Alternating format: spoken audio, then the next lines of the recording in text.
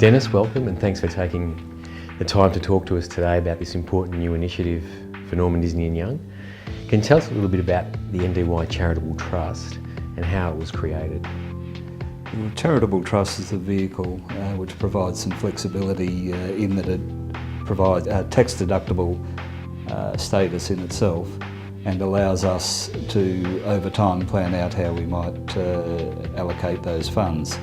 This is particularly important year by year, where we might be able to accumulate in some years and make up in subsequent years when things mightn't be so good. It really came about by us considering the broader corporate responsibilities we have as we're planning our vision and mission statements.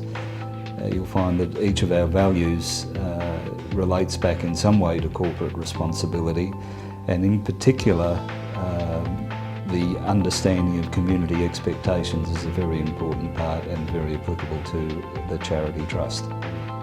From a governance point of view, how does the NDY Charitable Trust operate? Well, firstly, the Trust is established under New South Wales legislation, which is quite specific.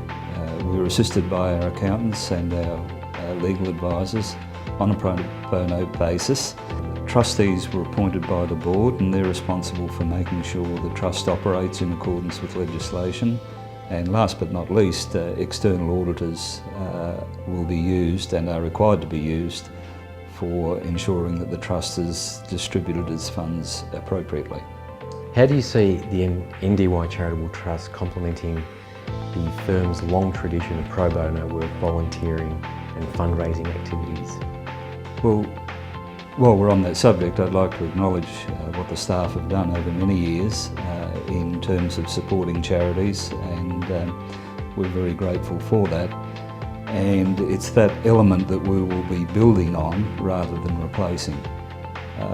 Where we are able to do a bit better by regularly meeting and discussing these issues is, firstly, we can understand what's happening in all the various offices. Quite often our good deeds went unnoticed.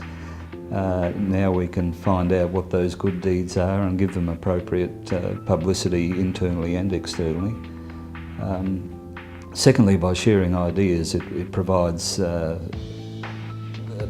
opportunity for officers to copy what has happened in other offices with some success.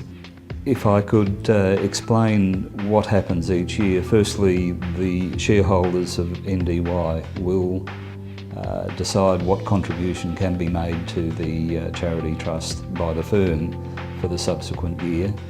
Those funds are discussed and allocated by the Charity Committee, and for instance this year we've decided that 2/3 of the funds would be distributed to the various officers for them to work with as they see fit. 1/3 of the funds we've maintained in a central location, and our intention there is to do projects that involve most or all officers, and they would generally be in third world countries. Final thing, I said earlier that the staff have done a great job and we want to build on that, and very much we want this to be a staff-run committee that's supported by management rather than led by management.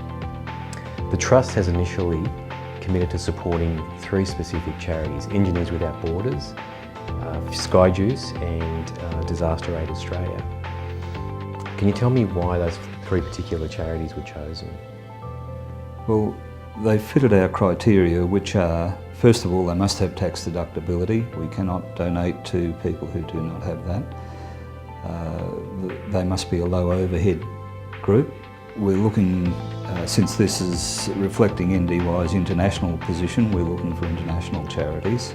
We're looking for those that have a synergy with engineering, so that gives the possibility of people donating time and expertise, as well as or instead of financial support. We do look at the track record of each charity. We want proven ability to deliver.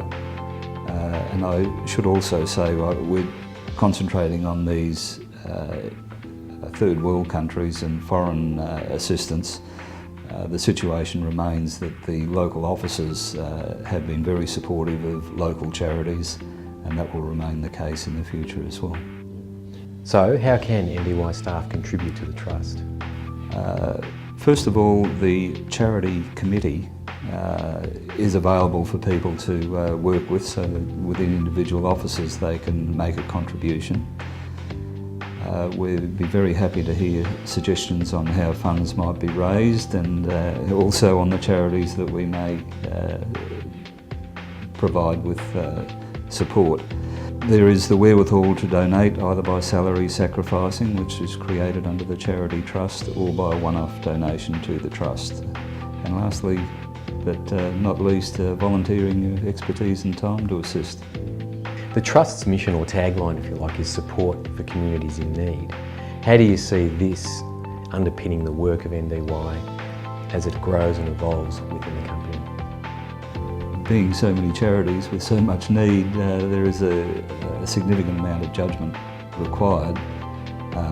In terms of what we've looked at initially, we've certainly gone to the most basic of needs, being food, water and shelter. Perhaps in the future that might extend to education, which offers some long-term support for communities.